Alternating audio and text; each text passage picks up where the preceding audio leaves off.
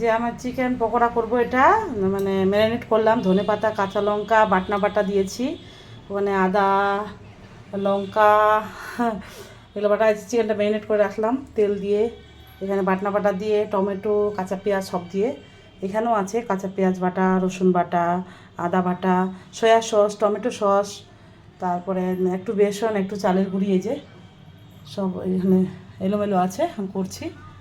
কটা বাজে বেটা বলো তো? এই যে বাটনা বাটা আরও রয়ে গেছে, এই যে তেলটা নিরামিষ তেলটা ঢালা হলো, লবণটা আবার ঢালবো, লঙ্কার গুঁড়ি দিয়েছি একটু, এই যেগুলো সব আছে এগুলো দিয়েছি। হ্যাঁ, এই যে কে কে খাবে আসো। এখানে 1 কিলো চিকেন আছে, তার মধ্যে লেগ পিসটা হারিয়ে যাচ্ছে, কী বলছে স্টমাক দিয়েছে কচকচি যেটা, এই যে আজকে ছোট করে দিয়েছে লেগ পিসটা, এই যে ভালো খুব ভালো। ছেলে ধুয়ে রাখছিলো, আমি আবার ধুলাম দুবার। আমার এগুলো পিস ভালো লাগে, লেগ পিস ভালো লাগে না, যে এগুলো ভালো লাগে। আর ছেলে এগুলো বলে হাত বলে এটা ভালো লাগে, ছেলে আমি লেগ পিস খাই। মাসিকে ডাকছি, গলা ভালো লাগে না, গলা মেটে দিয়েছে, গলা মেটে খাই না। পিন্টুদা গলা মেটে দিবেন না, হ্যাঁ এগুলো আমার ভালো লাগে।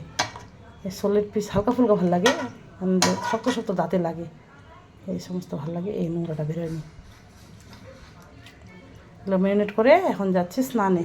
রত্না বুনুর সাথে কথা বললাম, তো ছেলে একটু চিপে দিল, পাটা দলে দিল।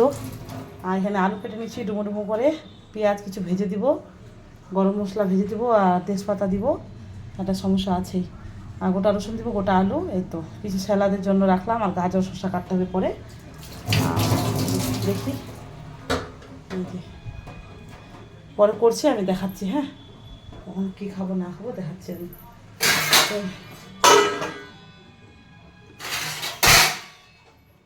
এই যে কে খাবে আসো, খেলে পরে আসতে হবে।